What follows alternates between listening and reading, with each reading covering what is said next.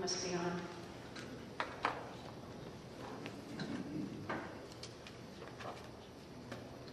Ladies and gentlemen, good evening. I'd say good evening, Anatolia, but I know there's 3 people from Anatolia here, and I'm not sure that there are many others from Anatolia. But I am standing here today asking you to re-elect me to this office that I've held for 8 years. I was mayor twice. Ben, I'm asking you to re-elect me because I'm very proud of what we've done in Rancho Cordova. When we incorporated Rancho Cordova in 2002, we incorporated to change. We incorporated to change the direction that Rancho Cordova had been allowed to drift. And we incorporated to change the physical, social, and economic health of Folsom Boulevard. And we've been doing that. We've been hard on absentee landlords, absentee property owners who have allowed their properties to slide, who have done nothing with their properties in the last 10 or 20 years. We have a resident in Rancho Cordova who has accused Folsom Boulevard of being a museum, a low-life museum to past history of Rancho Cordova. And we didn't want that. We voted for change. We rode the wave of the building boom. We built the first new houses in 25 years, pretty much, in Rancho Cordova. And we took that up to the peak and were able to bring in new retail and to remodel old retail. And then everything went over the other side. The bottom dropped out. So our biggest job right now is to jumpstart what's going on with the economy. What is it we can do at the city staff level or at the city council level in order to get the economy moving again? We have refused all of the requests for fees that city staff had made. They're very prudent requests, but we've refused those requests. We have deferred development fees for another 3 years. We just approved that on Monday night. And we are working with some of the property owners out here in the Anatolias where they already have an investment in public infrastructure that is deteriorating. We want to make it possible for them to get busy and start building new homes as soon as they are financially able, and we will establish the fee structure that enables them to do that. We have an incredibly diverse economy here in Rancho Cordova. You all know, either you drive in on Sunrise Boulevard every day or you've been here experiencing it. And we work with our Chamber of Commerce. A couple of us, I think Dan is also a past president of the Chamber. 4 of the council members were our Chamber board members. And every day, we work on the things that are important to you all. Getting a grocery store for the 15,000 people that live south of Highway 50. Several of us are experiencing that. I know there's people from my neighborhood here also. And that's exactly what we're experiencing. So we're working on these things, and I'm asking you to re-elect me to the City Council. Thank you.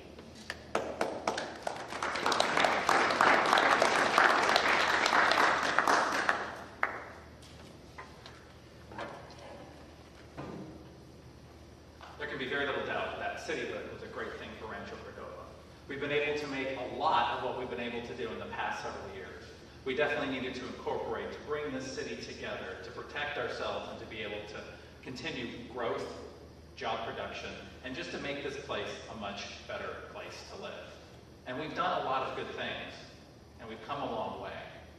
But as we take a look now, 7 years after incorporation, there's still a few things that need to be improved. As Linda mentioned, we still need to get a grocery store south of 50. In fact, I live south of 50, and that was one of the things that really made me want to enter the race. Why haven't we been able to do that? What's been getting in our way? What can we do to be able to move that forward? Also, as we take a look, Rancho Cordova has changed a lot since incorporation, but what has not changed is our city council.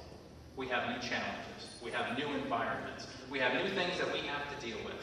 And I believe the best way to be able to handle these new challenges, new environments, and new things that are facing our city is by getting a new voice on Rancho Cordova City Council. And I believe I can be that voice. I am a project and a program manager at Blue Shield of California, which is a nonprofit healthcare company. And in my job, I have learned that the best thing that we can do to make growth happen and to allow things to get done is not by dictating that this is the way it must be, but instead by building relationships, working with people, negotiating, finding the best way to get things done, and finding solutions that work for all people. And that is what I will be able to bring to the City Council. That is really what my job is, and I know I can bring that experience to make Rancho Cordova a better place. Again, we've come a long way. We've done a lot of very good things, but for us to be able to continue to grow, to set our sights just a little bit higher, to be able to move just a little bit further, and to reach that next plateau and deal with the changes in our environment, we need a new voice on the City Council. I believe that my experience will enable us to take us to where we need to go, and that new voice, new ideas, and new viewpoints are the way to go. So that's why I'm asking for your vote in November. Thank you.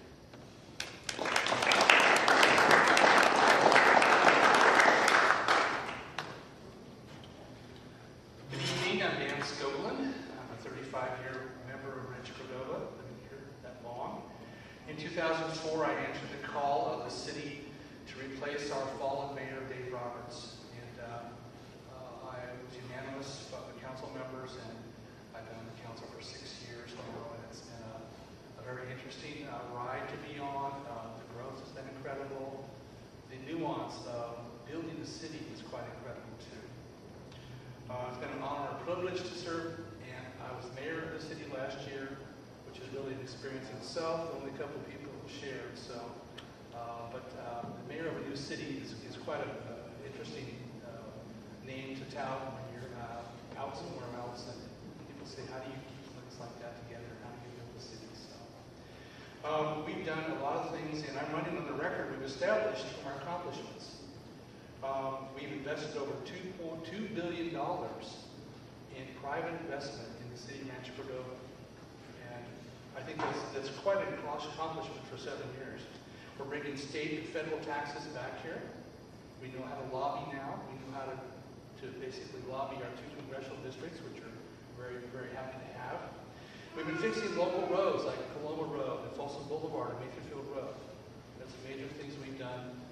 Might not seem much to the road, but still, it's a connection point and a point basically where traffic is better because of the conditions of our roads.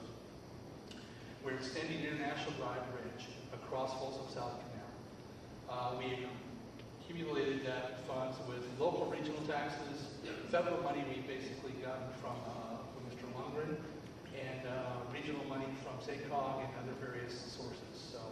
And that's going to enhance the connectivity of our bicycling community and our walking community. So I think those are really some of the key accomplishments we've done. These accomplishments are not merely talk, they're facts. They have happened. I have supported to improve the quality of life by assisting the world. Your support will encourage Rancho Cordova's future, and it remains bright and full of promise for everybody in the city. So I appreciate your vote.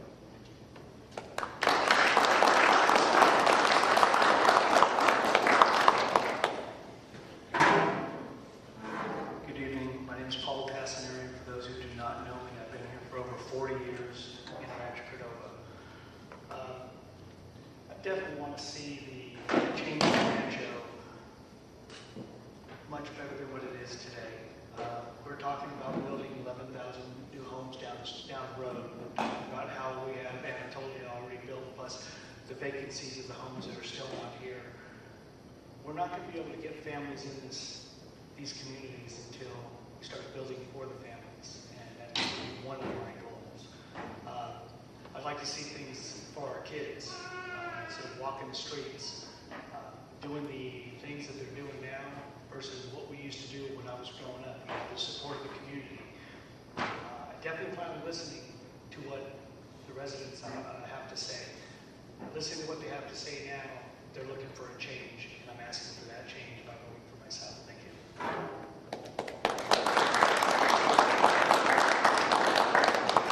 Okay, wonderful. Thanks so much for getting us off to a good start. We're going to start this time with Wayne, followed by Dan, Paul, then Linda. So we'll just start with a new person each time. Oh, by the way, if you drove here in a red Mercedes, your lights are on.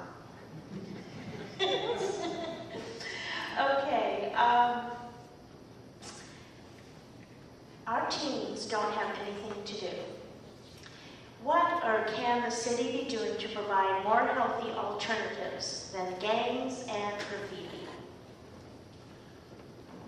There's several things that I think we can do to help out our teams. I think first is we want to work with the schools to figure out what options and opportunities can we provide to our teams as part of after-school projects, after-school opportunities, clubs, whatever the case may be. I also think what we need to do is talk to the teams themselves and figure out what they're interested in. What are their likes? What are their dislikes? Can we get some different clubs started? Can we get some different activities going? Can we get some businesses to help sponsor it? There's a lot of things I think we can do specifically to be able to provide other alternatives so that they don't have to be in the grip of the gangs or just not have anything to do here. It will require a little bit of money from the city, I'm sure, but I think that we can find places, other places in the budget to be able to pull that from. And I think that as we work together, as we talk to the schools, as we talk to the teens themselves, as we talk to the parents, and we figure out where the teens are now that we don't want them to be, and then try and move them to where we would like them to be, I think we can provide the alternatives that the city needs, and really that our teens need. Nobody wants them to be in trouble. And I'm sure they don't want to either, but they're trying to figure out what the heck to do. I know there's nothing worse than a bored teen. I remember when I was a teen, it was not good at all. And that's why I think if we do that again, if we're able to talk with people, work with them, and figure out what they're interested in, then I think we'll have a much better chance as opposed to if we just say, well, I'm going to do X, and never really talk to them. Because anybody ever tried to force a teenager to do anything? Unless we involve them, we'll never succeed. Well, 30 years ago, there were things for teens to do. There was a bowling alley here. There was a cinema here. There was a drive-in too, but I think they should go to that. But it is a problem. Several years ago, I helped charter the Internet Club at Cordova High School, and that was one of the key things too. And when they found out I was going on to the city council, they said, what can be done for us? What can happen for us? And I agree with them.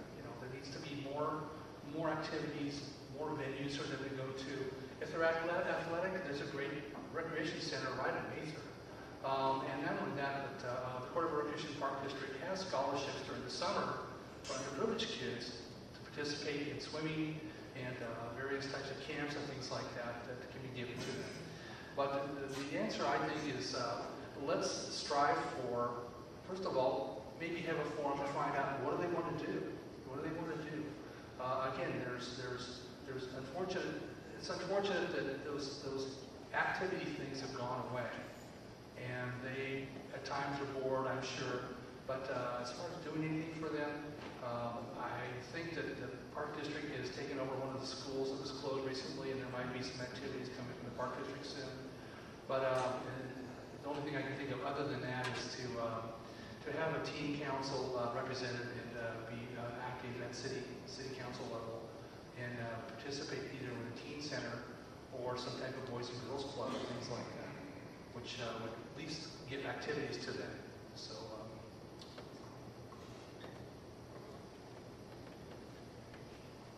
Well, Dan said there was a movie theater. There was two, Jerry Lewis Cinemas. There were also two drive-ins, both Thunderbird and Mather Drive-In. There was two bowling alleys, also Cordova Lane and also the one on base. I was fortunate to be able to go to all of those events. We have a recreation center after school for our teens. Of course, the recreation center now over there, I think might be a little small for what we have. I like the fact that I have a team. I'm out there on the board for baseball. I'm out there coaching the teens at this age in junior ball. I'm out there umpiring these kids. I'm seeing what they want. Our school programs have been cut. I don't know what we can do as a city to push the school to put these programs back into place, but I sure like to see the money to go back to those schools. You're not going to see any signs with my name on it because anybody who wants to donate to me, I've asked them to donate to the schools for the sports and musics. My son lost basketball this year